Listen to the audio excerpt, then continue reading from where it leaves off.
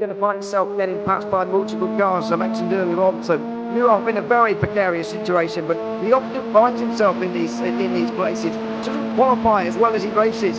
Only Up front, they are getting with Lee Aberdeen and Luca Varani, not very far apart at all here. But I just want to see how Alistair Haight deals with Marcello Kessler coming around the old hairpin.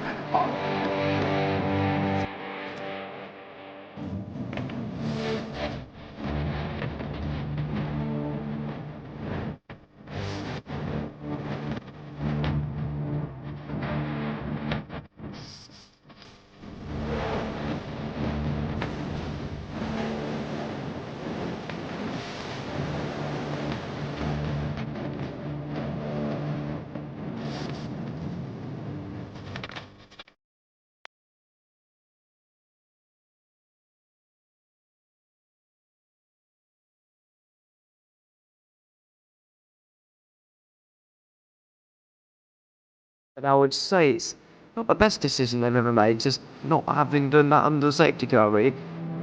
Yeah, they're taking their pit stop strategies from Ferrari lately or something. What's going on?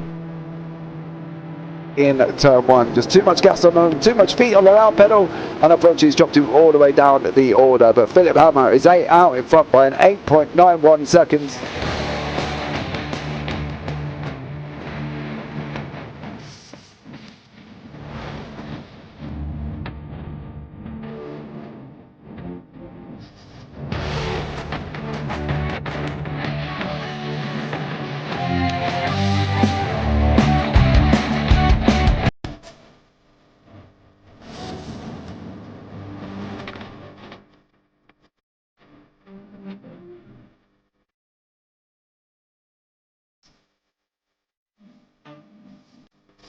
Oh, Dan Michael is a wall there, sir.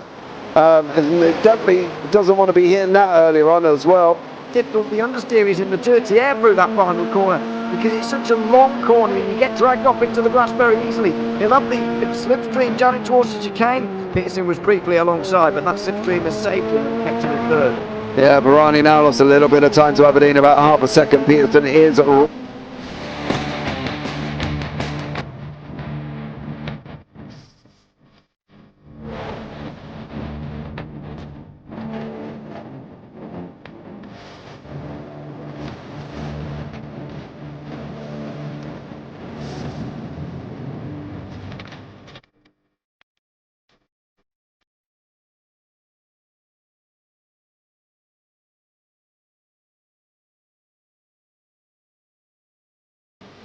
Pike's pushed more and forward up ahead. He's got out of line. It's now Pike. Good on the goal. Werrell, don't push him off. He's in the championship fight.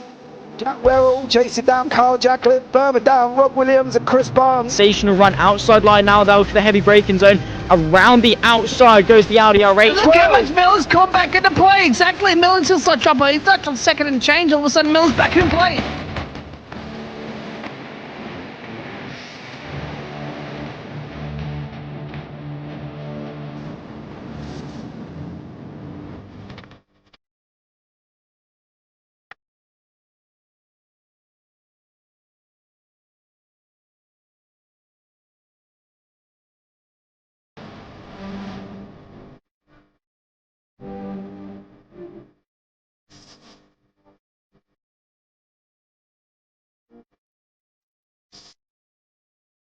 Moving on to the back end of Bill Jocelyn. So there's been a lot of movers and shakers in this first 2 laps here for race. Absolutely serious racing league. Everybody's allowed to have fun. Yeah. It's all about the entertainment. So I hope so. everybody is enjoying themselves out there in the chat. We know that Ron is enjoying himself Oh, watching. dear. The Burger King machine's off into the grass a little bit there. Is that really bunching up now?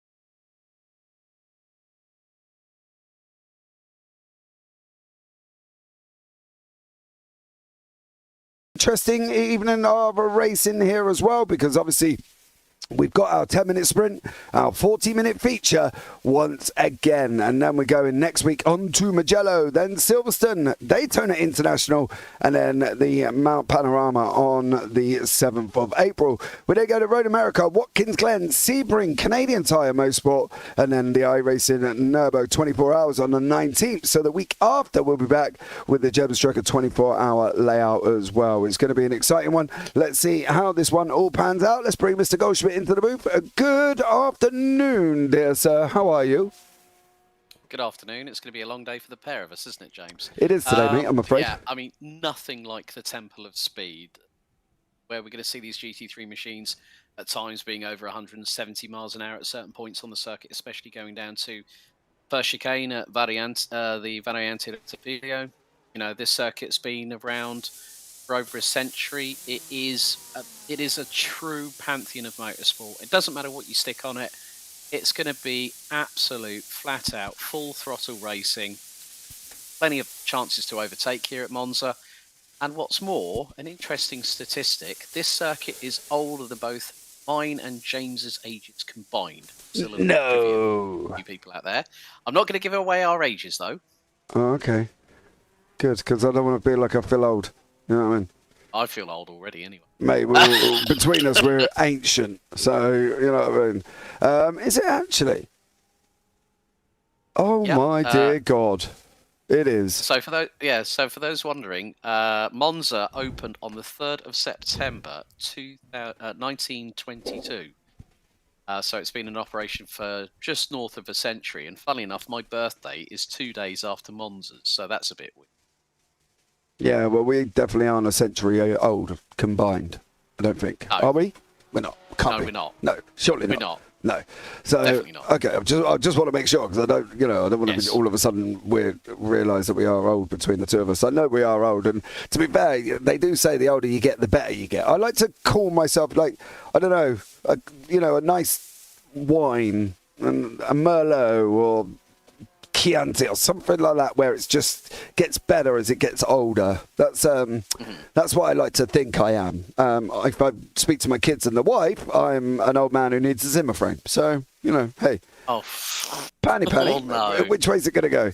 But there we go. Don't forget, guys, if you are here, you can say hello. I have put the live timing in the chat as well, so you can follow along at home, as we're going to have 37 cars battling it out here as we're going to go into our 10-minute qualifying before we get the races up and running. Don't forget, 10-minute lone qualifying, 10-minute sprint race, 5-minute warm-up, and a 40-minute race with a grid set by race 1 results, okay? So be aware. 30 all the way down to 30th will score points. That's in the sprint race. You'll get 30, then 29, 28, 27, 26. And then in the feature, it goes down in 2s. So the winner will get 60, 58, 56, 54, and so on, all the way down to 30th, where they will get 2. They will have 2 drop weeks throughout the season as well. And there will be 3 points granted to the driver who has the fastest lap. 1 point will be granted to everyone who finishes on the lead lap. And there is no points for qualifying. Setups are open, so there is no limitation on what they can and cannot do. Obviously, first off, make sure you got enough fuel. That's always a good start. And then you can do whatever you like after that one. So we're going to get this up and running now. We are going into qualifying here. And Michael Chaplin in that Ferrari out on track with Parker Hamilton there as well. I'm wondering, do we have... No, we don't. There is one car brand, or actually there's 2 if you include the Ford, that's not represented here today. Alex, can you work out which one it is? McLaren. Yes. The MP412C doesn't get the love like it used to here. So we got Porsche, BMW, Ferrari, Mercedes, Audi. Thinking. I know. Remember. You know what? I'm going to do some sleuthing on that, mate. There's one brand that, as I can see at this moment in time, is not on the grid, apart from obviously the Ford. Lamborghini is one of them. Yeah, Lamborghini, and also there is still the original Ford GT Yes. along with the McLaren. So that's 3 brands. Yep. Haven't actually got. Now, I didn't necessarily I would include the love to Ford because we never normally see the Ford. There's not many people that run the Ford. So I was going with Lamborghini, that was one of the brands that was, and the other one was the McLaren. Forgetting about the Ford because, as I say, there isn't many people that actually drive that car. So that's why I said 2. But yes, you are correct. 3 here as well. So there we go. 3, not 2. Yeah, I'm a bit disappointed because I was looking forward to seeing the Raging Bull versus the Prancing Horse. Of course, it being home soil for both brands here at Monza. But yeah, also one of the things that I like about the fact is that we cover a lot of series here on JP Broadcasting where it is lone qualifying, and that really gives you an indication of who's got the outright best pace. I mean, I've been delving through the records as I always do. I like to get the working in live commentary as well, I always like to do a little bit of a comparison. And I actually found out what is the fastest ever GT3 lap record around Monza, which was set back in 2019 by Portugal's Miguel Ramos. Funnily enough, in a Mercedes AMG GT3 run by SPS Automotive Performance by Miguel Ramos. 1:47.153. Did see some of the drivers at the top of the free practice, which had just come to an end just a few minutes ago, and they weren't that far off it. Yeah, I think the real life times are real world, right? They're obviously, they're out on track and everything else. It's very hard in sim times because there's a couple of places we go with the SR10, and they always seem to be quicker than the real world times. But you've got to think in a realistic manner. There's probably a lot more for real life than there is in sim racing that will go on, right? So generally, that's how I'm looking at it, and that's the thing when you're going into something like this, and you've got your real world time and your sim time, and you think, oh, they're not too far off, but then you got to take in perspective of weather and heat and all the stuff you kind of get but don't officially get within this one. However, the rain next week is going to be interesting. I will say, if you have got to update on iRacing on Wednesday, I would probably leave your PC on ready because this is going to be a massive update. Huge is an understatement for what is coming. Because we've already had that discussion on a GT4 series that we cover, which is funny enough our own GT series, that possibly that the final round might not head depending on the update. Yeah, because we have rain inbound. We do. Finally. 13 years. I think it was talked about within iRacing that there was going to be rain. So finally, we've managed to get it with the new Tempest system, and it's going to be huge. There's a load of other stuff that's coming with it. Certain tracks are going into being free. Certain tracks are, are being modified. It's going to be a massive one. We're just hopeful that they will.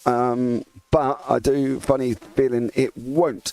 Steve Parker Hamilton in his Audi sitting on top at the moment with Jacob Elliott and Michael Dione behind with Sam Riley and Justin Laxton are your current top 5 there as well. Johnny Ahambi at the moment struggling with a bit of an off track in his Lego machine Porsche here. Hasn't got time on the board. Absolutely been flying this season. It's been insane to watch how good Johnny actually is in the car, and I think he's got to be one of the people that you're definitely looking out for at the top of the standings when it comes to it, because he just, when he gets going and when he gets that open clear air, he goes for it. He won last week by 6 seconds, at the front of the queue, and it's just a joy to watch. He is probably the only person who doesn't have the Porsche doing Porsche things on him, because he just seems to be in so much control. However, on the upside to that, he still ain't got a time on the board, and we've only got 3.5 minutes to go. So he better get hold of that control and start getting some times up. Yeah, David Venroy, in the meantime, has just gone quickest in the BMW M4 with a 1:48.313. Nearly 0.3 quicker than Stephen Parker Hamilton. Daniel Nansen, number 95 Beamer, has just gone P3, 1:48.64. I mean, top 10 rounded out by the number 12 Ferrari of Bill Backer is just, they're covered by just over a second. In the free practice session when the drivers had an hour and 20 minutes, I was looking at the times and they were getting incredibly close. I mean, especially between top 18, top 20, covered by a second and a half, and that's not much around here at this circuit. And we know for a fact in both races, here at Monza, that heading into the Rettifilo on lap 1, you to cross the T's, dot the I's, but also in qualifying, that's also quite crucial. We've seen it before where people can outbrake themselves, lock up the front tyres, clouds of smoke billowing. Hopefully some people don't do a Marcus Ericsson like he did one particular year in Formula 1. But it is going to be quite crucial. John O'Lett in the number 81 Porsche has just gone 13th, and that's the top 13 covered by 1.35 seconds. Ryan Nardone in the 28 Porsche 16th, 1.7 off of pole position. So some pretty good times there by David Venroy and Stephen Parker Hamilton. Johnny Hamby's just gone up to P4. So, and that's the fastest Porsche ahead of Jacob Elliott, who's P6 and has set exactly the same lap time as Sean Riley in the 78 BMW. So we're going to see it where some drivers are going to be like literally thousands of a second apart in qualifying, and that can make all the difference by being either the sharp end of the grid or the back end of the field. But one of the big things about Monza is one of the places you don't want to be is the mid-pack.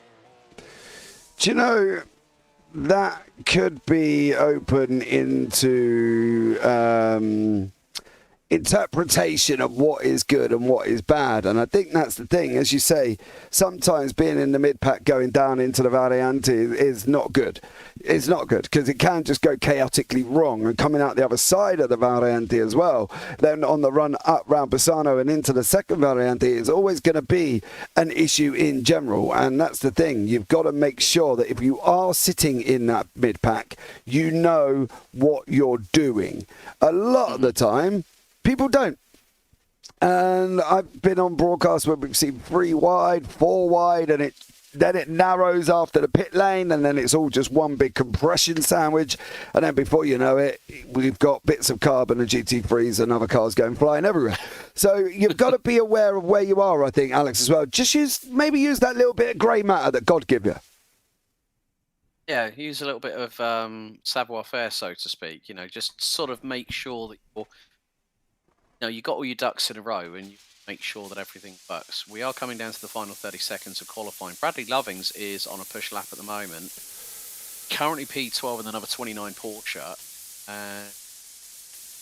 He's going to improve. He's just set a personal best sector 4 out of 5. So this could be an improvement. Could possibly push Lovings into the top 10. It's going to be it's going in the pits. He decides to abort that lap and goes down into pit road. So, yeah, check it out. And David Venroy in the number 4 BMW has done a really good job in that. But session's timed out and Venroy's taking pole for the first race. Yeah, there we go. Here is the grid for the first round. The first race, sorry, I should say. David Venroy is in first with Stephen Parker Hamilton in second. Daniel Nans in third with Johnny Hamby in fourth. Sean Riley in fifth and Jacob Elliott in sixth. Michael Dioni in seventh with Justin Laxton in eighth. And the name that I absolutely love, Fozzie Pasillo in ninth. Welcome in, Foz. Rick Modric in 10th and John Uller in 11th with Bradley Lovings down in 12th place there. Going on from that one, Bill Backer in 13th with Brian Dudkowski in 14th, Daniel Scoe in 15th, Kevin Adrian 16th, Alan Purser in 17th with Ryan Nadoni in 18th, Justin Koch in 19th, Michael Champlin in 20th, Jonathan Williams 21st, Jesus Gonzalez in 22nd, Heath Ollinger in 23rd, Ulrich Eisenberg in 24th place. On from that, Scott Carlson in 25th, and then you've got Chris Gross, Daniel Pinkston and Tim Ponzi and Cameron Frederick and Clark Wolf round out the top 30. Ray Cruz in 31st, Pernell Hanlett in 32nd, Cliff Korievu in 33rd, JT Sawyer in 34th, Jason Shiak in 35th, and Robert Hartley Road in 36th place. And then we've got Poshua Jane in 37. 37 27 cars going down into the Prima Variante on the first lap with cold tyres, and nobody's able to see because they're all spread all over the place. Alex, what could go wrong? Well, I remember Monza being the track for the 2022 ADAC Digital GT500. And that first lap, as you said, cold tyres, cold brakes, short formation laps. So they're going to go into Gare before the Parabolica Alboreto, which is the final corner of this 3.6-mile circuit. So got to really time the start correctly, but then also, as you said, use the grey matter in between your ears and just make sure that you don't do anything a bit too dramatic. As in, lock up front tyres and harpoon into somebody. That is the first thing that won't make you be on anyone's Christmas list later on this year. But also there might be a few bits of words exchanged between people on Discord servers that might be a bit blue in the air. Yeah, I was just reading Alison Anderson's in the YouTube chat. This has carnage written all over it. I was trying to avoid that statement. No, so you can't. The thing is, that's something that people pick up on. You never run officials at Monza and start in the mid-pack or at the front, because you know full well you're not going to make it through turn one. You are going to vettle it, or somebody's going to come and vettle you straight off the side of the circuit. So I do agree. I think, and Naz, it could go either way, right? Yeah. We might see 34, I believe, are on the grid. I think we've got a couple that are out. Tim Ponzi, Cliff Corrivet, and Clark Wolf are out. So let's see what happens. Ben Roy will become the pace car very, very shortly. Now, what he really wants to do is decide, is he going to go straight away, or is he going to go slow? Everybody up here, round 3 from Monza will be on its way, and we are green, green, green with Ben Roy out in front. Nans is side by side. They're too wide, too deep, all the way back, right the way through to Dudkowski in 13th. Are we going to see the predicted carnage? Are we going to see? Look at that line of cars. How many more can you think on that track? But here, what happens is Ben Roy goes through. Now this is where everything else, and there has been carnage. There's been carnage further back. Dudkowski's off the circuit. Jesus Gonzalez, Heath Ollinger. They're all slowing down. Nobody's really sure where to go, what is going on. And that first corner, even with Robert Hartley Road at the back, did go a little bit Pete-Tong. Well, down at the Rettifilio, it's a bit like a traffic jam on the Dartford crossing on the M25. But Stephen Parker Hamilton's already dropped one spot to Daniel Nans. Michael Dion in the 223 has just gone off big time. Massive cloud of dust. I mean, I think it was Chris Gross in the number 17 Ferrari 296 that was waiting, as if to say, I am not moving from this spot. We're on board with Sean Riley in the number 78. But it was that case of confusion. Oh, dearie me. You're on a straight. You've got 38 cars behind you. Slow down. Oh, no. Fozzie Fazillo has dropped it in the barriers. Bang. On the straight. On the straight. You can't do that on a straight. Why are you doing that on a straight? Oh, mate. I've got the phrase that the Italians would say, "Mamma mia." Yeah. So you've had Williams, Champlin, Carlson, Nardone, Dudkowski in the pits, Fazillo in the pits, Laxton, Modric, Dudkowski, Daniel Scow from Denmark, who in the chat earlier on in the Discord was saying, "Oh, I had an issue with the." Oh yeah, well it's like pinball wizardry. It's like the Who has started that song again. He sure plays a mean pinball. Down into Seraglio, it just literally 2 cars coming together, and then everything just went completely wrong, and there was further attrition coming underneath the bridge going into Ascari there, James. Yeah, definitely. And you can see they've all just absolutely, in the famous term that I love so much, yeeted each other without slowing down. And unfortunately now, as you say, we have got so many people into the pits. You can see them at the bottom. That is 25 to 34. All in the pits there, and it has just been absolutely chaotic, and that I'm sure will not be on anybody's wish list of watching that back, because we've got people in the pits, keep people coming out. Jane is out and giving it up, and that's it, a bad job. And it is just no. And look at that car from there from Bill Backer. What is that? That is a faceless 296 GT3.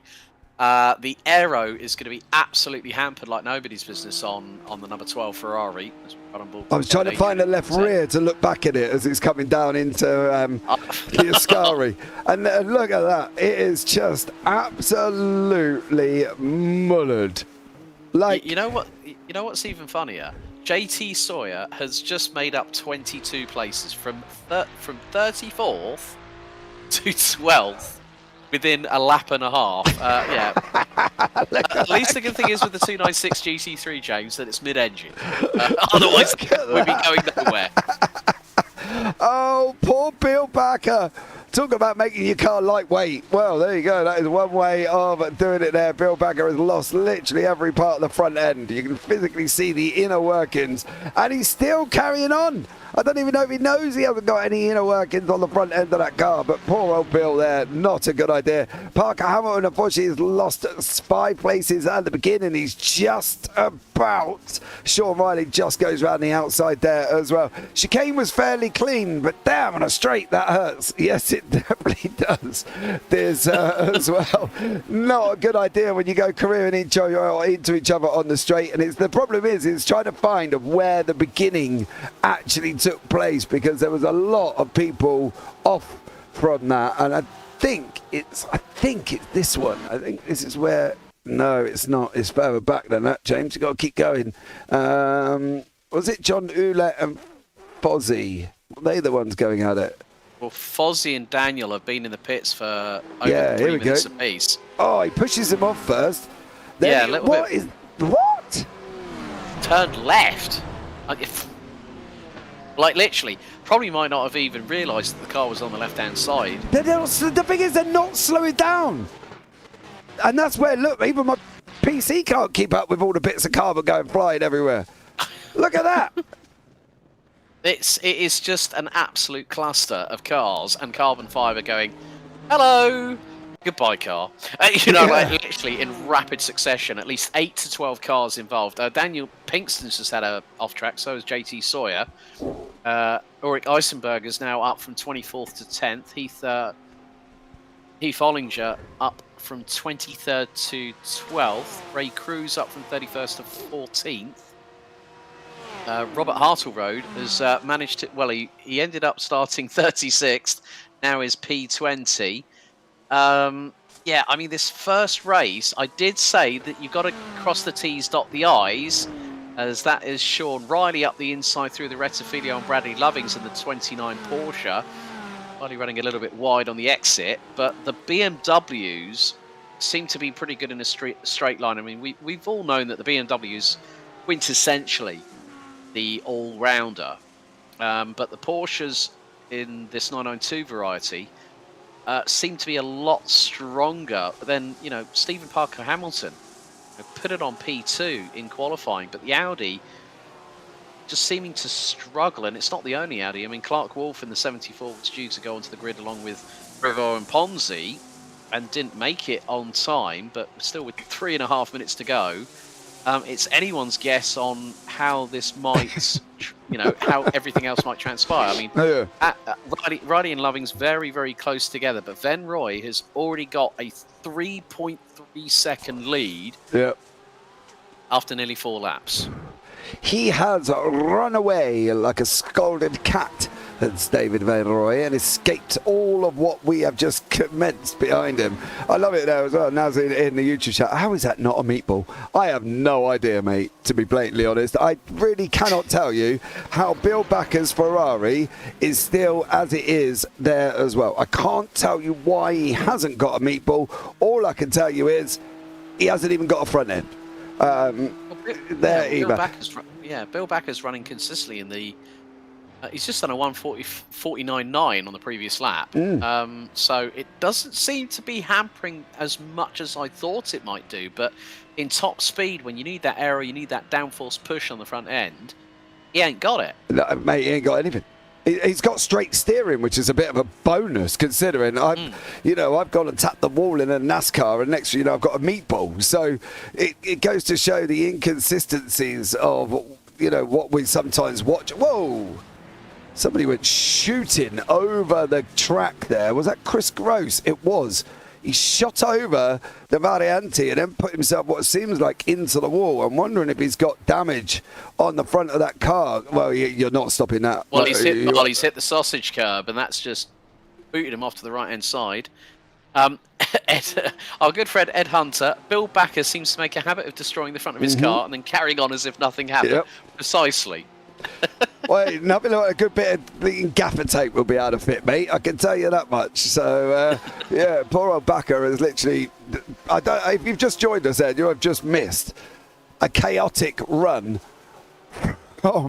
coming out of Lesmo 1, where we ended up with a worse car park than we would up through the S's of Watkins Glen. It was just absolutely chaotic.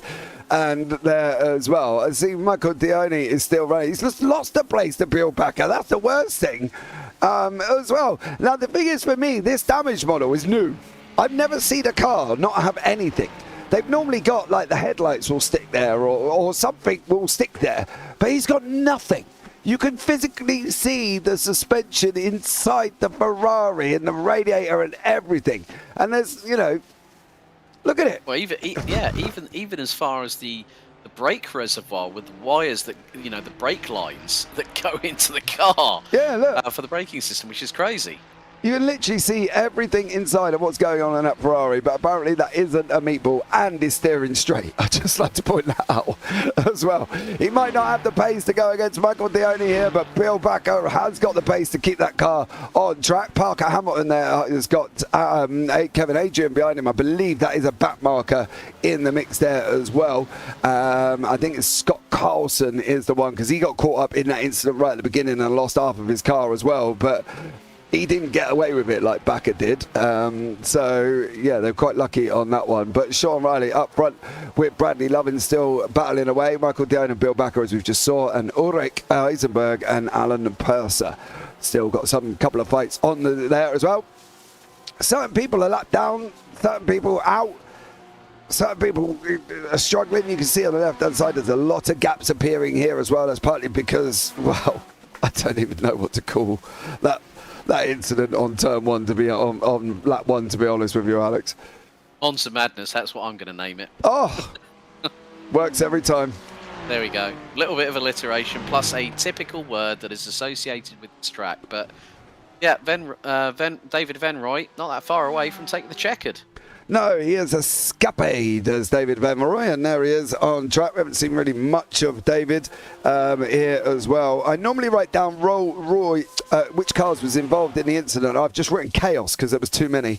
As David Van Roy looks like he's going to come over. He has come over, taken that victory with Jacob Elliott in second, and Johnny Hamby comes over in third. I want to see if we can just get another quick look before it flicks over of what actually went on. And this was the beginning of it, guys, as well, that has gone on. Nope, that was a little bit further. Let's go. That was after the... Yeah. Boy. It was here, look. Fozzie just turns left and then bish, bash, bosh. And then out of everywhere, people start losing bits of car. Carlson's coming into it as well. Not even slowing up, and there's a yellow flag, and then he ends up getting involved. And then the computer turns around and says, no, I can't handle this. You're sending it all down to one processor core. And then decides, as you can see there as well, a lot more going on. I'll have to save the replay and see if I can get it off that. And it might not look as flickery as that. But yeah, I think we can safely say that that was chaotic once again. So John Ouellette and JC Sawyer having a battle around the final corner here, as Ouellette looks like he is going to take that position. Sawyer will be behind and Frederick will be behind that. Then we've got Hartley Road, Modric and Daniel Nans there as well further back, who's down 18 places. Well, if that's race 1, race 2's got to be easy, right? 40 minutes. Yeah. No, they could do it, surely. Yeah, well, the thing is, now that they've experienced that firsthand, hopefully lightning does not strike twice. That's why I just knocked on the wood on my table, because the thing was, as I said, I did the lead commentary on the ADAC Digital GT500. The first big incident we actually had was someone going off at the Lesmos, which was Beely Euronics, the sim racing team run by BTCC Le Mans legend Frank Bieler. And they were in a really good position, had a very good chance of winning the race, and then went a bit too wide out of the Lesmos. But there's the results of race 1 of round 3 there, James. Yeah, David Venroy out in front with Jacob Elliott in second, Johnny Hamby third, Sean Riley in fourth, Bradley Lovings is there 11 seconds back in fifth, Stephen Parker Hamilton in sixth, Bill Backer in seventh, and then Michael Dioni in eighth, Kevin Adrian in ninth, and Alan Purser in the 10th place. Ulrich Eisenberg in 11th, then Michael Chaplin in 12th, Heath Ollinger in 13th, Ray Cruz 14th, Daniel Pinkston, in 15th, John Ouellette 16th, JT Sawyer in 17th, and Cameron Fredericks down in 18th. Now we're going to get to the people that are a little bit further back. Robert Hartley Road, Rick Modric, Daniel Nans just survived being on the opening lap there. Then you've got Justin Laxton, Dudkowski, Nardoni, Williams, Carlson, Gonzalez, Siak, Gross, Hannelette, Fazillo, Skew, Jane, and then Ponzi, Wolf, and Koryevu at the bottom did not take to the start. We have got a brief little warm-up session now as well. 5-minute warm-up, Alex, here. What are they going to be doing here? Surely they've got to be sitting back looking at that incident thinking, I probably should have slowed up for that yellow flag. Yeah, you got 7 cars actually out on track at the moment, if that, just to get a gauge of the conditions, like saying, okay, well, I made it through. I didn't have any part of that concertina effect that, I mean, to be honest with you, once you started playing the replays of that madness coming through into Seraglio and underneath the bridge, it was like I had the pinball bumpers and the binging noise in my ears. Like literally, it's like ding, ding, ding, ding, ding, ding. And I was like thinking, someone's going to get a high score here. It was just crazy, wasn't it? Do you know the thing is, I've never seen, like, Watkins Glen, we always see it going up through the S's, right? Somebody makes a mistake at the top of the hill and you've just got a parking lot. I have never, ever, in all my years of commentating, seen it on the straight at Monza from Seraglio coming down here into this go. I've never seen it that bad. I've seen a couple of cars of a ta-ta-ta, but I've never seen 10 or whatever it was. As I say, I normally write down all the names. I couldn't even write down the names. I literally just wrote chaos because there was just too many. There was too many names to write down who was involved with that. All I know is Fazillo may have had something to do with the start of it. Well, that was the catalyst, very clearly. I mean, when you've got 3 abreast going through Seraglio, and even in these GT3 machines, you know, spaces are the premium on the tarmac, so you've got to really, if you're the one that's going to be piggy in the middle, you're going to either make a slight misjudgment, what we saw with Ozzy Forzillo, and that just some people in chat didn't see the crash. Let's recreate it for him in race 2. Someone in mid-pack probably. Do you want James's computer to start flickering on the broadcast again? The problem is they send it all down. Probably what normally happens with that as well is sometimes iRacing has this wonderful thing. I've got a 16-core processor, 16 or 8. I can't remember whichever one it was. And a 16 I've got. And iRacing at any one point after the incident decides, right, this is all going to go down the pathway of these two. And it just shoves it all down into my processor in one go. And my processor just goes, no, Daddy, no. And next thing you know, it decides that it wants to have a bit of a fit. But unfortunately, I can't do anything about that. You know, when you're on a 12th gen processor and it still can't handle some of the things that goes on, it's really not my fault. So, there we go. I was waiting for someone to bring the big F in chat, to be honest with you, on that one. It's like F. No. You think my computer would be able to handle it, considering what it is, but when it gets shoved all down 2 cores, it does not make it good. It doesn't like it whatsoever. So, we've got to be a little bit careful here as well. So, But I think, I'm hoping, I'm really hoping they don't. I'm really, really hoping they don't. Not go 3 wide down Seraglio anyway. No. It's never a good idea. 2 wide, fine. 3 wide, you are literally courting trouble, like we saw with that maniacal incident. Like you say, it's something I've never seen.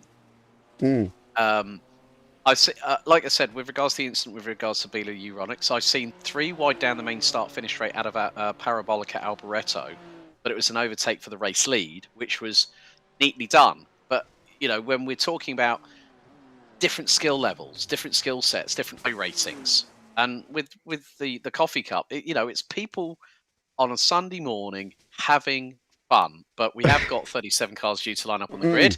Take 2, everybody. Yeah, here we go. David Venroy is in first place with Jacob Elliott in second and Johnny Hamby in third. They were your top 3, of course. Sean Riley in fourth, then Bradley Lommans fifth, Steve Parker Hamilton in sixth, Phil Backer, let's hope he gets to the end with most of his car this time, in seventh, Michael Dioni in eighth, Kevin Adrian ninth, Alan Purser in 10th, Ulrich Eisenberg in 11th, then Michael Chaplin down in 12th place. On from that, Heath Hollinger in 13th, Ray Cruz in 14th, Daniel Pinkston in 15th, Jean Ouellette in 16th, JT Sawyer in 17th, Cameron Frederick 18th, Robert Hartley Road in 19th, Rick Modric in 20th, Daniel Nans down in 23rd with Justin Cook in 22nd, Justin Laxton in 23rd, and Brian Dedkowski is your 24th. Ryan Nadoni in 25th with Jonathan Williams in 26th, Scott Carson down in 27th, Jesus Gonzalez in 28th, Jason Siak in 29th, Chris Gross in 30th, Parnell Hanlett in 31st, Fozzie Basillo down in 32nd, Daniel Skew down in 33rd. If Poshua Jane does take to the standings, they're in 34th. Then Tim Ponzi, Clark Wolf. Ponzi, Jane, Korievu and Gross did not start to the race in race 2. And it's also looking like Ray Cruz may have also not started either. So let's see how we get on once more. And I'll run for the first time here for race 2. 40-minute race, everybody, don't forget. Pray, I suppose. Yeah, let's just hope that everyone gets through the first lap without too much of a major incident like we had at that first race. That was just carnage, pandemonium, madness, everything, every single word that you could think of a big incident could be thrown at that when it came to descriptions or superlatives. But yeah, I mean, hoping for we get cleanly through the opening lap and then everyone can go ta-ta-ta and try and put one up on each other. But yeah, if David Venroy gets the start that he did last time, then he could be away and clear quite considerably. Well, we're going to find out very, very shortly. Venroy is going to take the lead now. He will be that pace car as they come around the Michele Alboreto curve of Parabolica, which is what his name does now as well. And we are going to be up and running, and the lights are coming on very, very shortly. Then we are going to be racing. We can see the cars. We can see them all. I believe there is 29 of them on the track rushing down into turn 1. And we are green, green, green. The 40 minutes is up and running. Sean Riley got an absolute barnstorming start there as they're coming down into Primo Variante for the first time. Can Venroy make it through? He can. What's going to happen further back? They're all making it through at the moment. There's no real dramas. Oh, okay. Yes, there is. Oh, dearie me. We got it. Probably won Daniel the first 0.3 of a mile, and there was a Skoo has had issues with pedals. So, yeah, that just goes to show. Again, I said I was hoping for people to get through cleanly on the first lap, but it is a case of we've got more dramas going through the second one, variante. Yeah. Della Roggia. So, again, it's just, people... Here we go. This is the run. You know this term I like to put, there's either a sign of desperation or a sense of urgency. And yet they've still got 40 minutes and you need either. Exactly. You need the urgency more than you need the desperation. If it's going to come down to the race victory and you're on the last couple of laps, completely understandable. But at that point, it's just about how you just get through this first 10 minutes. That's what's crucial. Stephen Parker Hamilton in the Audi has made up 2 places, so he's up to P4. He's about a second behind Sean Riley, but Jacob Elliott in the 07 Porsche has got a half-second advantage as we've got one around. That is Robert Hartle Road that has just gone round and has just had a tow to the garage. Again, Ascari, you know, you're going to be taking that third gear about 140, 150 kph, but you've got to be very, very wary of the sausage curbs, especially coming out of Ascari because it's a triple apex.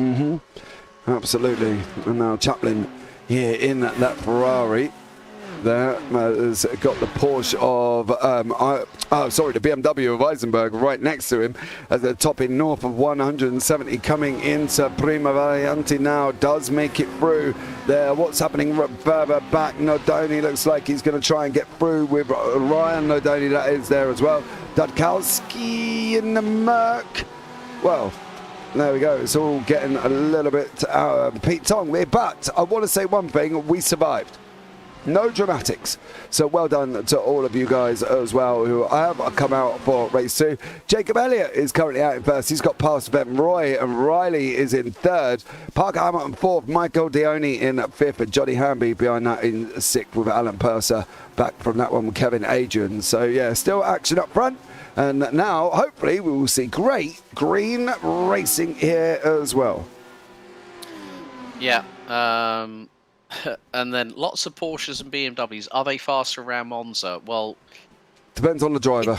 It depends on the driver, and also depends on the tow that you get. But David Venroy keeping Jacob Elliott very, very honest as they come out of Ascari and head down towards Parabolica Alboreto after the late F1 and Audi Sport WEC driver, who was also race at this track as a Ferrari driver. But this is going to be side by side between Dion and Parker Hamilton. Parker Hamilton looking up the inside of the 223 BMW and looks to get the run out of the corner, but this will give Dion the opportunity to get into the slipstream. There's Johnny Hamby right behind as well, so that's a 3-horse race over 4th position. Whereas Venroy is looking up the inside of Elliott going into the Variante Retrofilio. Sean Riley's who set the fastest lap. This could be the opportunity that Dion needs as they've got a car in front. That's the number. That's the number 14. He's got to either. I don't know if that would have been best for him just to sit there and wait for the queue to go past, because he's brought himself right out, smack bang in the middle, and these guys are going to get through. There's Parker Hamilton behind him, Michael Dioni behind that as well. And it's all just going to go a little bit Pete Tong here, because it is just, he could end up finding himself well in the way of where he should be. He's up the side of the circuit as we speak. Well, don't stop! Oh my gee whiz, Batman! Brian Backer had a big old Code Brown moment there. He had one. Yeah, you sounded like you needed the defibrillator, so we're going to have a look at the helicam here. So this is on board with Bill Backer in the number 12. So they go into Della Roggia, second chicane, and Hartle Road will be parked up there. Jesus Christ, it's not even great on the second time around. It's even worse on the onboard. Like, literally. Oh my gee whiz. And that's not, and the X-rated version will be available on Patreon, folks. Oh, don't. If you want to see, yeah, that could have been a different X-rated version coming out at that point, but oh my god, I've never seen nothing like that. Yeah, and we've gone a bit of netcoat and he would have been dead. Oof. Well, his car was half dead anyway the previous race, so at least the fact that Bill Backer's got most of the panels very much unscathed on that number 12 at 296. But in the meantime, David Venroy has just set the fastest lap of the race, 1:49.273, is within a 10th and a half. So this could be the run. That the number 4 needs to go for the double. Elliott is still making the rear haunches of that 07 Porsche 911 GT3R as wide as humanly possible. Sean Riley not too far behind, so this could be the fact where the BMWs start to tag team against the Porsche as they go into Della Roggia. Yeah, I do fully agree. They've got to just try and... The problem is that option of working together and fighting. And if they fight, there's going to be an escapee in front of Jacob Elliott. So it's pick what's going to be the best scenario for you. We've got 33 minutes left on the clock. Do you want to try and get to Venroy and Elliott if they want to work and get up to Elliott? Or do they want to fight between themselves? And at the moment, I would probably err on the side of trying to catch up to him, to be honest. However, Cameron Frederick and Michael Champlin are not doing that. They're fighting down the straight as well. No, thank you. No recreation of what happened in race 1, which is great. Ulrich Eisenberg in the BMW on the right-hand side has just cleared Rick Modric there. So great job from him. Scott Carlson trying to come through after his first race. Ta-ta-ta. Is he going to make it? He's not. So we'll go back up front and see what is going on here with Jacob Elliott and David Venroy. Yeah, and it's not much between them. Venroy's within lunge range of Jacob Elliott. Elliott trying to break the toe from the BMW, but Venroy's staying within the wheel tracks, hard on the brakes. They'll be down to pretty much first gear, probably about 50 miles an hour at this point. So they're scrubbing off 120 miles an hour of speed, 6th to first, then just line it up nicely. And the good thing is Venroy is not showing his complete hand quite yet. And again, he's set another fastest lap of the race, because what that's doing by staying in the slipstream of Jacob Elliott is helping also with the fact that he doesn't need to put so much throttle down. And that is quite crucial, because then that will help to give Venroy the opportunity with not just slipstream, but also the overspeed by the side draft coming down the main start-finish straight, as they're going to go through Lesmo 2. Stephen Parker Hamilton and Michael Dion and Johnny Hamby are battling away over 4th place still. As, that was a big tank slapper there for Michael Dion. Managed to hold on to it, gave Hamby the opportunity, and it's going to be a case of, I think he just got a bit too greedy on the loud pedal, heading through into the second Lesmo. Just runs a little bit wide, just off the circuit. Yeah, I think he hit the gravel, didn't he? And then unfortunately just got it all a little bit wrong. And that's one of the scenarios where you kind of don't really want it to happen. He's coming into Lesmo 2, goes wide on, and then he's just already carrying too much speed on the way in. And then unfortunately that BMW says, no, no, no. You cannot do that to me there. Dion on the right-hand side there with Adrian on the left. Adrian looks like he's going to go through. Now we've got Bill Backer. He's still got his car. Go, Bill. No! No! Big tangle. Big tangle. That's back end of Adrian and front end of Dion going hard into the barriers off of the entry into Parabolica Alboreto. You can see here that Adrian sends it. Dion just keeps it pinned around the outside, and then Adrian, I think, might have just opened up the steering, bang, sideways into the barriers, and then Dion's got nowhere to go. He's a passenger on that one, and Kevin Adrian, no surprise, heavy damage, is in pit lane. Yeah, Ryan Nadoni is now up 12 places, the biggest gainer in the top 15. He's just gone past Ulrich Eisenberg there, and just a... Oh, no. Oh, nope. Oh, nope. I thought oh, there we go. There's a 22. That's JT. Too many beans on your pedal, dear sir. And that is what has happened to you, unfortunately. Dudkowski again with Scott Carlson. They're going side by side as well on the run around Curva Bassano and down into the second variante here once more. Come on, boys. Come on. As Carlson is on the left there. Dudkowski's on the right with that teeth on the front there. Oh, no. Dioni's on his way back through. He's claimed the inside from Dudkowski. Nope, he settles in behind him as they're coming into Lesmo 1, then through Lesmo 2, and now going to come out the other side. As you see, Carlson's onto the gravel as well, and he's onto the grass. What is he going to try and carry? He's tried to carry speed there. It's managed to work out for him, Alex. But boy, oh boy, if Dudkowski isn't careful with Carlson and Dion behind him, this group could end up going wrong with the amount of mistakes that they're making at the moment between them. Well, this could mean that Carlson might be under attack from Dion going into Ascari, as Dion decides to hold back in the 223 BMW M4. There he goes. There we go. There. Drama behind. Big drama behind. Scott Carlson, I think, got a hit. So we're going to see it on the run into Ascari. I don't think he lost it. Yeah. He lost the back end, rejoins, and then bang. Oh, let me try that from... Straight into the back goes, I think that was John Ouellette that went into the back of him in the 81. Yeah, he goes over the curb. Oh, yes. John Ouellette would know where to go. Unfortunately for Carlson, you can't... The thing is, as well, I'm normally the first person to lay blame, but I can't lay blame on Ouellette there, because you've got nowhere to go, and if a car's got a certain amount of wheels off the floor, you're not going to have grip. So he was always going to be in trouble, as JT and Heath have just swapped places there. JT has come through once more. Cameron Frederick, Daniel Nans has got Champlin and Laxton and Lovings behind him, and Elliott is still out in front by 3 tenths. We'll keep an eye on the top guys as we follow this mid-pack of Nans, Champlin, Laxton and Lovings as they're battling it out for the final top 10 space here as well. Go Team Riley, says Dominic. He is sitting in 3rd place at the moment, dear sir, losing a little bit of time to the guys in front for Sean Riley. So, yeah, unfortunately not being able to get near them after the start. Yeah,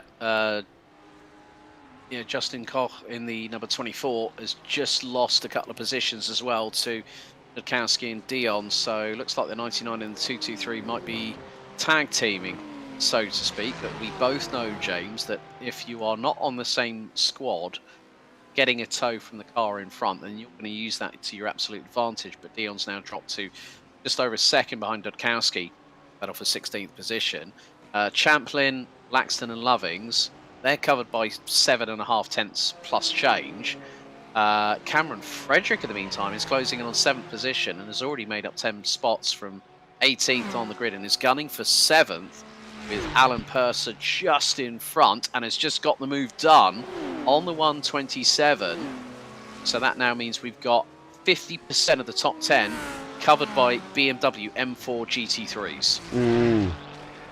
Oh, Champlin. Laxton's going to run alongside him through Curva Bassano now. Laxton on the left, Champlin on the right. Lovings is in the background. He's just almost sat there going, I have no idea what's going to happen here. Here we go now, coming into the second variante. Is he going to be able to make it here? Chaplin's going to be able to hold on, I think, or is Lovings going to, or is Laxton going to get him? And it is Laxton. Past Champlin, Lovings behind that as well, and see if Lovings can get through. Can't at this time, but there's still time on the board. Still 26 minutes of these guys fighting out. Jacob Elliott and Ben Roy. I don't think Ben Roy is making aggressive enough maneuvers to make his intention of going past the Team 53 of Elliott. That's my philosophy as well, because he's not making them aggressive maneuvers, that zigzagging out, that hi mum I'm here appearance, and going back. He's not doing any of that. He's almost just following him along, isn't he, at the moment? Yeah, I think with going for a 10-minute sprint to a 40-minute enduro, the biggest thing is that with endurance, you've got to have a little bit more of a deft touch. What I mean by that is, you've got to be a little bit more consistent with lap times. And Venroy has set fastest lap after fastest lap, but last time around did a 1:49.3. Now it's a 1:49.5. Elliott a low 49.3. So he's just going to poke his nose out when he thinks it's appropriate. And going into the hard braking zone, into the Rettifilio, the Prima Variante is the best place to do it. But David Venroy just got caught up a little bit on the sausage curb on the inside of the exit of Rettifilio. So I think it's about a case of, if you make a mistake, you just sort of just calm yourself down. Don't get too over exuberant, don't get overexcited. We could nearly have a 3-wide moment here because we've got Dion, Dudkowski and Eisenberg going down the main start-finish straight into the Rettifilio. Eisenberg's going to launch it up the inside of Dudkowski, and they're going to be side by side through the Rettifilio. Dudkowski is going to get the whole shot coming in, but Eisenberg keeps it planted around the outside. Good move there by Ulrich Eisenberg, the 65 BMW. Yeah, he managed to hold it. Now it's going to be, can he hold it coming into the second Variante? That's going to be the question as they go around Bassano now.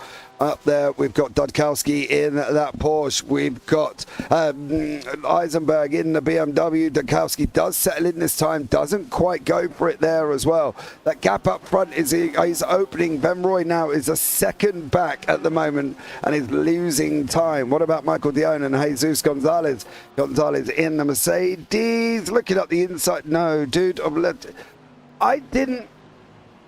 For me, now this, as I say, this is probably. Oh, Dion just went off and nearly got tagged from behind, coming out of the second Lesmo. And Eisenberg and Dudkowski are swapping left and right like nobody's business underneath the bridge and heading into Ascari. This could give Dudkowski the inside line for the first of 3 apexes, and he sends it through with absolute conviction. Does the 99 And that was on Eisenberg. My apologies there. Dudkowski gets the job done back on Eisenberg to retake 16th position. That was an absolutely convincing and complimentary move to the Porsche that had great speed going into Ascari.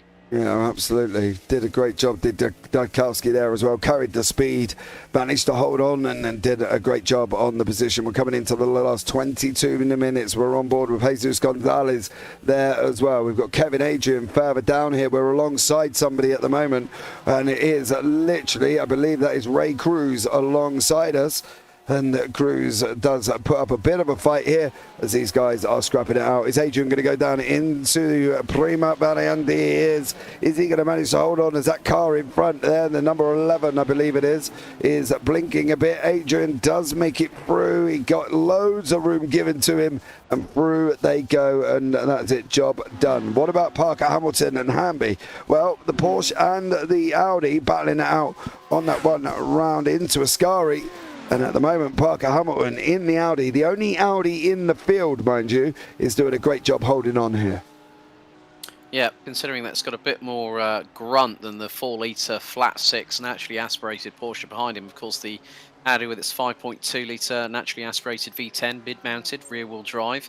So a good overall handling package. You know, the engine is placed where we would normally see in a sports car of this derivative, but then you look at the fact that it's rear-engine rear-wheel drive. Then we got front-engine turbocharged rear-wheel drive for second and third with Venroy and Riley. But yeah, I mean, Parker Hamilton doing a great job keeping number 70 of Johnny Hamby in the Lego Porsche quite convincingly behind. So Parker Hamilton's gotten into his stride a bit more in this race, but he is about 2.8 seconds behind Sean Riley, who in turn is nearly 4.3 seconds behind David Venroy. Venroy, in the meantime, has closed up on Elliott for the race lead, and that's 0.3 of a second separating the two.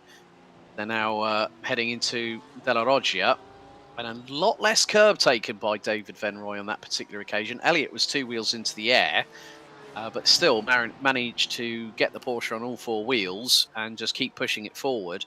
So Elliott's doing exactly what he needs to do at the top of the field. But Venroy, again, is just like measuring. He's not, as you said rightly earlier on, not going aggressive, but he's doing exactly what he needs. But in the meantime, Hamby has got past Parker Hamilton for 4th place. Alan Purser's just gone off track. I think there's also been a change just outside of the top 10 between Lovings and Champlin for 11th spot. So here is the replay. He's going to run wide. Yep. Yeah, coming out of Lesmo 2. Well, he runs. Yeah, he actually. I think he did. He get. It looked like he got a slow down. Yeah. Oh, Kevin Adrian and Ray Cruz. And was this Adrian first? And then Cruz coming not far behind him. It was, and then I believe. Oh, there he is. Oh. Side by side. Sympathy side by side there. Yeah. Crazy how that happens, though, isn't it? That's the same as what we've spoken about many, many times of following that tunnel vision. Look, he goes in, he just does the same thing, parks it right next to him, and Adrian and Cruz there getting a photograph moment, should we say, as these boys up front are still battling it out once more. Venroy and Elliott, and 19 minutes to go. Yeah, I think David Venroy now just really waiting to pick his spot. He doesn't need to force the issue, and what he wants to do is do a nice, clean overtake. As I said, you know, with an endurance race, it normally comes down to the last 2-3 laps, where if you've still got 2 cars battling over the same bit of real estate on the circuit, especially when it's for the victory, you know, David Venroy looking for 2 wins here at the Coffee Cup for round 3 on the bounce, and that will probably help him quite significantly when it comes into the championship standings heading into round 4 next time out. But again, it's just Elliott is doing exactly what he needs to. He's not panicking. That is the big crucial point here. Even though Venroy is 0.2 of a second faster on on certain laps, but last time they literally matched each other within 1/1000th of a second. It's sort of like it's peaks and troughs here, James, where the pendulum will swing one way, where David Venroy we saw was the second off of Jacob Elliott, but then he gathered himself up, dusted himself off, and went on with the business at hand, which is okay. Let's catch up to Elliott and then keep him guessing. Yeah. It's always a difficult moment, isn't it? Because you don't want to be making the mistake that can jeopardize both of your races. And we always know the saying of catching up is easier than probably passing. There's actually one thing to catch, one thing to pass, right? So for Venroy, again, he hasn't got that aggressive look on him. And I think he's just wondering whether or not he's going to hold on to that aggressive streak and maybe do it in a couple of laps, because he's clearly got pace. He's dropping out to 8 tenths. He's managing to put it back in again. He's doing a stellar job, right? And at the end of the day, for him, he's just proving why he is here. And you can see Elliott's been slower over the last 3 laps. Don't get me wrong, not massively, right? They was dead the same on lap 11, and then it was the 10 and 12. But I think Venroy's got a little bit more pace in that car. I think with him taking the win in race 1 as well, I think there's a lot more to come out of David Venroy, and I wouldn't be surprised if in the last 16, maybe even within the last 8, there may be a move, but I'd be very surprised if he's making that move now. Well, the BMW in some respects has got a slight top speed advantage over the Porsche. I mean, Jacob Elliott's fastest recorded top speed so far, 173 miles an hour.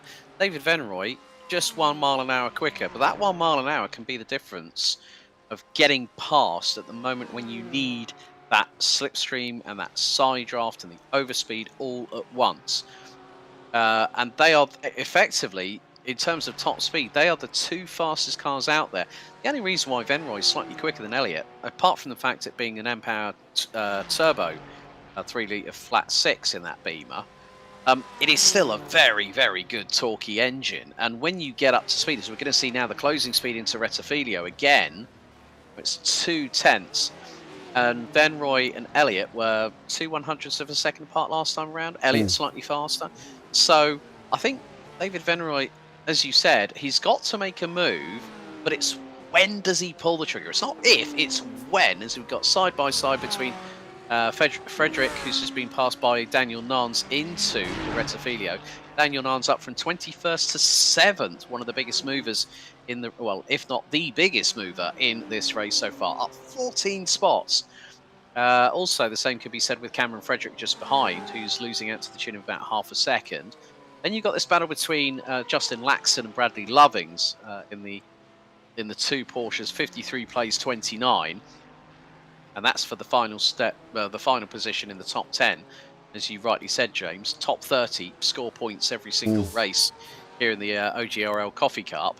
But again, we're seeing these real close battles showcase themselves as we get to the final 15 minutes. I mean, I'm noticing now Dudkowski versus Dion again.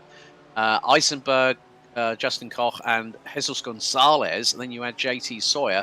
That's 4 cars battling over 16th, 17th, 18th, and 19th. Daniel Sco and Kevin Adrian battling away with Daniel Pinkston, who's lost 6 positions, dropped down from 15th, now runs 21st. Brian Dudkowski has just had a little bit of a drama and has dropped him a little bit further back, Michael Dion. So at this point, we've already had that 10-minute maniacal sprint race earlier on. But of course, when you get people into an endurance, it's all about rhythm, it's all about cadence, it's about knowing the strengths of the car that's underneath you and the confidence in yourself as the driver to make your strategy work. But as we get into final 14 minutes plus change, drivers are going to feel a little bit more mentally and physically exhausted. Got the force feedback through the steering wheel and the direct drive. You know, they are at full concentration. They've got eyeballs in the back of the head and probably to the side as well when you think about it. So it's not about will Jacob Elliott keep the lead and take the checkered. The question is, will David Venroy pull the trigger, go for it, and then get the double victory here today? 10 minutes. 10 minutes to go. I think Venroy will look at making it, or maybe even 5. But He's definitely going to be making it, and he'll make it if Elliott makes a mistake. He'll definitely make the move there. We've got Michael Dion into the pits. Unfortunately, just drove it in all on his own. He has stopped there as well. Eisenberg still with Justin Koch there again as they're going down into the first chicane. And then Benroy and Elliott, who are not really doing a lot with each other, apart from Benroy just following along here as well with Jacob Elliott sitting in first place. It's down to about 2.5 tenths. Is this going to be the moment? No, it's not. You can see Elliott on the lights already, and I can tell you now that's going to be Scott Carlson in front of us, who is just gone off the side of the circuit there. But Benroy and Elliott going at it once more. What's Carlson going to do here? Is he going to move out the way on a straight, or is he going to take it all the way down into the chicane? Yeah, he'll probably get the notification that those two drivers are closing in. As there's the flash of the lights from Jacob Elliott, just to give Scott Carlson the heads up, like saying, "Hang on, we're the leaders." No. Why? You know what? You know what Scott Carlson could have done is probably have gone straight on that front. Yeah. I would have thought so. It would have been the easiest decision. No input on the steering. He's kept to the far left of Curva Grande. So that has now given an opportunity for Elliott to sort of pull away. Venroy now is about 0.4 of a second. That gap is going to close again. We've got still 12 minutes to go. But Justin Koch in the number 17, closing in on Ulrich Eisenberg. This is the battle for 16th, so it is BMW plays Porsche on this one as they come out of Parabolica Alboreto. Michael Dion looks like his race is done and dusted here, James. He's been in the pits for nearly 2 minutes, so whether he's picked up some damage, not 100% sure, but Koch pulls to the right-hand side. A long way. Down to the rectification. He was not close enough, I think. If he'd just waited a couple of seconds more and maybe gone for a late lunge, it could have worked. But Sean Riley has got Johnny Hamby towards his outside, through into Ascari, and the Porsche cuts off the BMW with millimeters to spare. Johnny Hamby with the move of the afternoon, move of the day so far. Yeah. Great job. He does always look comfortable in that Porsche. That's going to be the thing, I think, for him. Riley's got to now make a decision. Do I try and go back at it, which he is, coming into the Parabolica there. Riley is going to get through, but the problem is, as you're going through, you've given up the draft. So you're now going to expect Hamby to come back at him. Hamby has gone, made it through under the undercut now as well. What's Riley going to do? He's going to slot in behind him. But the question is Hamby goes to the left-hand side. He's got to come left because it bottlenecks in. He can't just follow the line up on the pit line because obviously he's going to come to about grass there on the left-hand side. Riley's going to try and go around the outside. He's done a great job holding on. Takes the car, parks it on the apex. Hamby comes behind in the Porsche, tries to follow it there as well, with obviously a bit of a different monster when it comes to BMW eating the curbs and the Porsche eating the curbs. Yeah, I mean, Riley just teed that up so nicely. It was quite literally poetry in motion. And that's what we've got to see between Venroy and Elliott. If Venroy is right up the rear diffuser of Jacob Elliott, coming across the stripe with maybe a tenth and a half between them, that's the optimum you need to go for an overtake, whether it be towards the outside, like we saw with Sean Riley on Johnny Hamby. And it was tit for tat, really, because Hamby went round the outside of Riley through into Ascari, which he could very much do again. I mean, it's not that far, not that much between them. You know, Hamby's getting that closing speed now in towards Ascari, but it just depends on where Riley decides to place the car. He's going to stay on the traditional racing line, which is what Hamby actually did to try and go around the outside of Riley. Sean Parker Hamilton, in the meantime, is trying to close in on Bill Backer in the number 12 Ferrari, and there they are. Bill's still got all the panels, including the front of the car and the headlights, still intact. Well done, Bill, despite that Code Brown moment earlier on. Still got all the parts there as well. There was no parts falling off. Normally, when you're riding that close and you take somebody that close, bits of your car will fall off in sympathy. Generally, the bumper or something will go at the same time. Now, this is going to be the one. We've got 2 minutes. 2 attempts between them and 8 minutes on the clock. It's got to be happening soon for Venroy if he's going to make any impact here at all. Yeah, they've just got past Rick Modric, number 71 Porsche, down in 26th position. But I think also if Elliott gets caught by back marker traffic and is unable to get past them very, very quickly, then that could give David Venroy the opportunity that he needs to maybe thread the eye of the needle a little bit and try and get through. But that's easier said than done, but the gap now is, what, 0.37 of a second as they go into the first of the two Lesmos. So, yeah, it's now at that 8-minute marker where Venroy's got to start pushing a little bit more. He's now going to start to be a bit more aggressive, a bit more astute, and a bit more confident in trying to put one up on Jacob Elliott. But as you rightly said, it's one thing to catch somebody, it's something completely different to pass them. So if he gets to within that 1.5, 0.2 of a second window coming out of the final corner at Parabolica Alboreto, that's going to be crucial for him. Daniel Pinkston has ended up in the pit lane in the 77 Ferrari, and that's dropped into 24th, maybe drop him a little bit further back, because we've still got the likes of Ray Cruz, Rick Modric, Scott Carlson, Heath Ollinger, and Jason Shihak still running. Michael Dion we've lost and is out of the race on lap 14. Robert Hartleroad decided to nearly cause Bill Backer to have a heart attack, code brown, and use of a defibrillator all at the same time early doors, and Robert has decided to park it. But yeah, I mean, this battle here, this is for third, and Hamby again just closing in. Look how close he is to the back of that BMW. The gap between them is about 1.5 tenths, and David Venroy was right with Jacob Elliott, before the gap went from 1/10 to 4/10. I've just kept an eye on that one as well. They don't, as I say, Venroy for me doesn't look like the aggressive movements are going to be coming. Whereas if you have a look at what Hamby's doing in the car, it's a completely different story. They're not even remotely into the same path. So 6 minutes to go. They're probably going to bout another 3 laps here. But let's hope they can bring it home safely and see what happens as these cars start battling it out here, Alex, for the final 6 minutes. New fastest lap of the race on lap 18, Bill Backer, 1:49.070, and he's pulled a gap of 7 tenths, make that nearly 9 tenths over Stephen Parker Hamilton, who's back down into 6th position. The number 495 Audi was as high as 4th earlier on in the race. But yeah, this battle's going to go right down to the checkered, as will the battle for the race lead. So first and third being hotly contested between Elliott and Venroy at the front end of the field, and Riley and Hamby coming down underneath the bridge into Ascari for P3. Still battling away, coming into the final stages of this race. 5.5 minutes. There's Venroy on your screen from behind the trees. There is Jacob Elliott. Venroy looks at using the gruff of the BMW to try and get through. Isn't making it through Michele Alboreto currently at the moment. But what about down onto the start-finish straight they go into turn 1.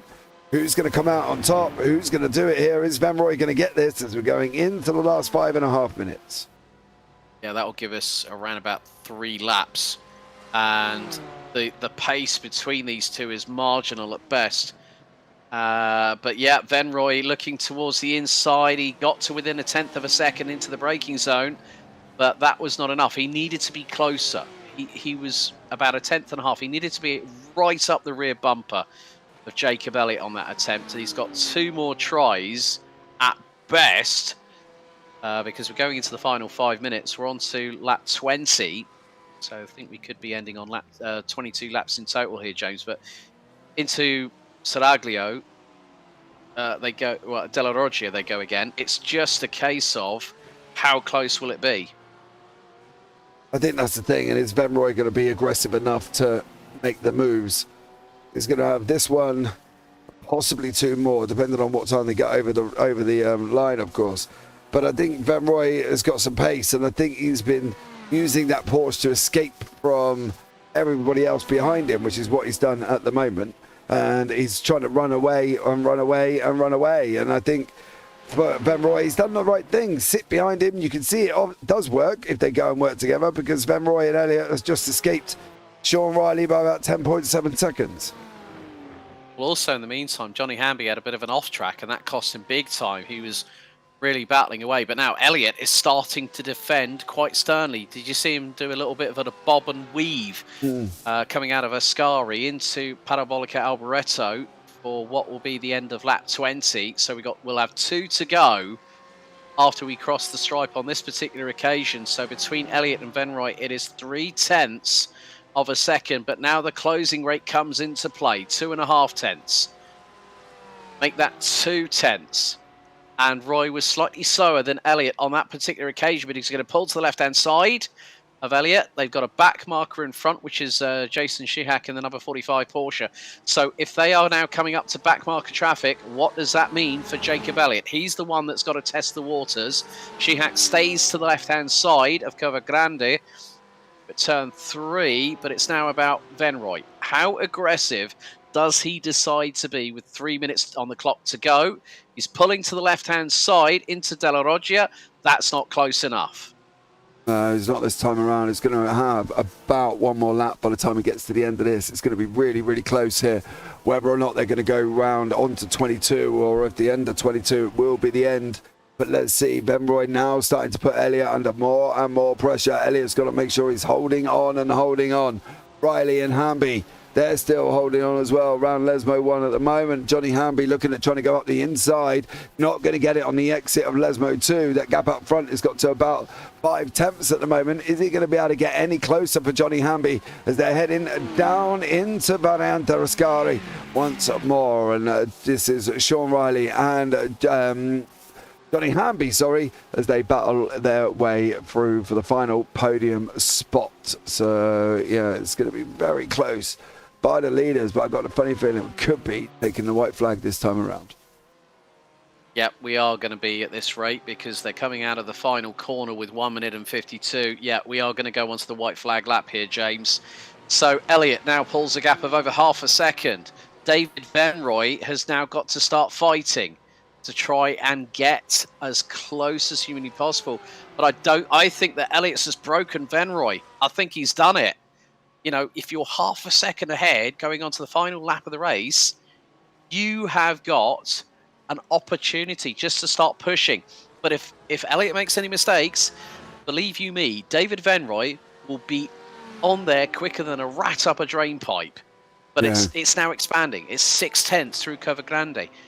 Venroy has got to just do something special. He's got to bring out the magic wand right now, because if he doesn't, it's not going to be 2 on the bounce, but it's going to be still a very good solid score for David Venroy. A win and a second place, as Justin Laxon has just dropped a couple of positions. Hamby still trying to chase down Riley for that final step on the virtual rostrum as we hit the Lesmos with 50 seconds to go on the timer here, James. Yeah, they're coming now as well down into Ascari, and Elliott is holding on from Venroy for the final time this evening. Down under the bridge they go, coming up the pop out the other side. There they are. Hamby now with the Ascari. He's just got to manage this one. Is he going to be able to do that? There's a lot of curves involved for Hamby. A lot of curves on the exit. What about on the other side? Yes, guess what? He used the curb. Here now running up into Ascari for the final time here. And now, is it going to be Hamby? Is Venroy going to make the move at the end? He sticks his nose out. That's about as aggressive as he's been for the last 10 laps or so. But I think it could be Mr. Elliott taking that victory here in race 2 with Johnny Hamby. David Venroy in second place. So great job from all of these guys. And Jacob Elliott is your winner. He is your winner here for the feature race at Monza with Venroy in second. And it looks like Sean Riley may have just about hung on from Johnny Hamby there, and Riley does take the third place. So great job from him. Yeah, some 2 really interesting battles at the front end of the field. Bill Backer, fastest lap of the race, and finishes P5 with all the panels and all the wheels on that wagon. So well done, Bill. Stephen Parker Hamilton got up as high as 4th in the race, but had to settle for 6th, which is exactly where he finished race 1 and where he started for feature race. Daniel Nans in the number 95, 14 spots gained to finish 7th. Ahead of Cameron Frederick, who started 18th, finished in 8th. Alan Purser made it 1 position to finish 9th, ahead of Justin Laxton. Laxton in the number 53 Porsche, started 23rd, finished 10th. Bradley Lovings, Michael Champlin, Ryan Nardone, and Brian Dudkowski, along with Jesus Gonzalez, look to be rounding out the top 15. Daniel Skoo, who's had pedal troubles, up 17 places and looks to be securing 16th in the number. Well, funny that number 16 takes 16th. at the end of the race, despite pedal troubles.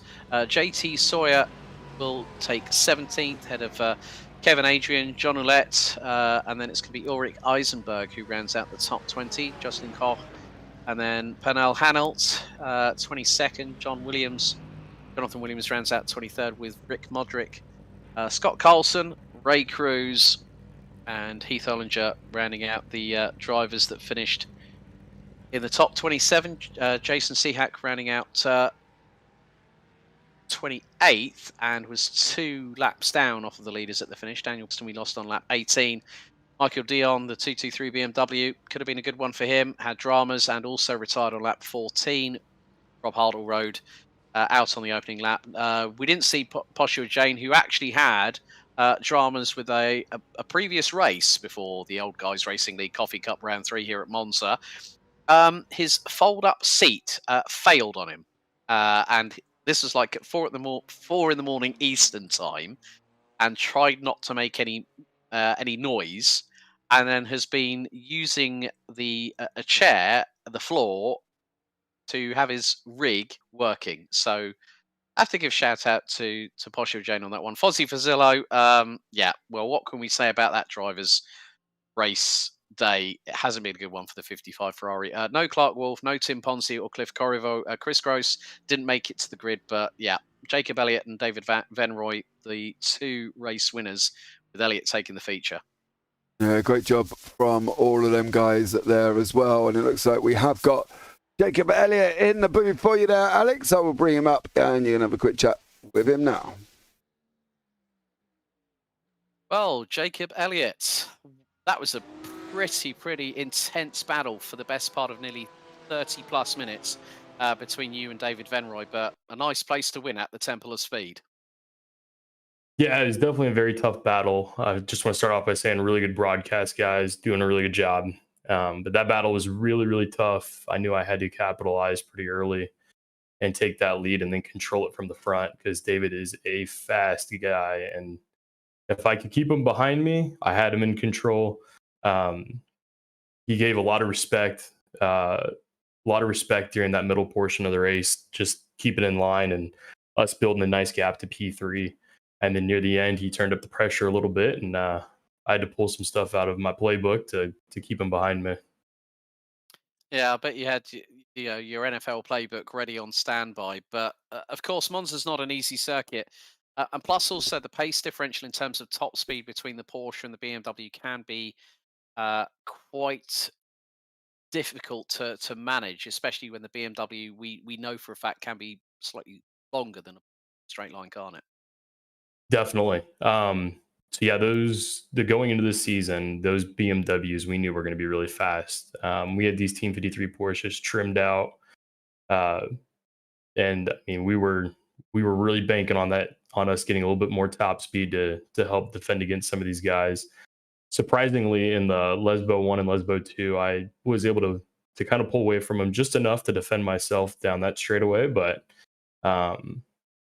yeah, no, those BMWs are wicked fast. And I mean, we could see that in qualifying. They took 4 out of the top 6 spots. Final question for you, Jacob. Mugello's next on the calendar. A different circuit, very technical. Should play nicely to the strengths of the Porsche, shouldn't it? Yes. So Mugello is definitely going to be one that we circled. These Porsches do really good in kind of the medium speed corners. So yeah, we've definitely circled that one. Hopefully we got a pretty hot setup for there, and we can build upon this momentum and hopefully get another win. Brilliant. Jacob, anyone you want to give a shout out to before we let you go? Yeah, big shout out to Team 53 guys. Of course, my wife allowing me to sim race in the morning on Sundays, and everyone that's racing, especially David, Sean, Johnny, Billy, everyone in the top 10. Really good job, really good run. Brilliant. Jacob Elliott from Team 53, congratulations on the W in the feature race here at Monza, and we'll see you next week for round 4 at Mugello. I appreciate it. Have a good one, guys. And you, man. Well, there you go. He doesn't seem, he seems quite happy about the fact of what he's done here this evening, and so he should be as well. That's going to give him a big old chunk of points. Alex going into next week there, buddy. Right, guys, that's going to bring it to an end. We've got any more people to have a wonderful chat with, so we're going to wrap this one up as we're going to move on to the iFormula F3 coming up from Spa in about an hour and 30 minutes. So I've been James Parfitt. I've been alongside Alex Goldschmidt. Tune in for us later on, as you've got us for all 4 of the next broadcasts here as well. But for now, guys, for myself and Alex, I'm going to keep it sweet this time, I think, because as always, take care, have a great day, and we'll see you in about an hour and a half.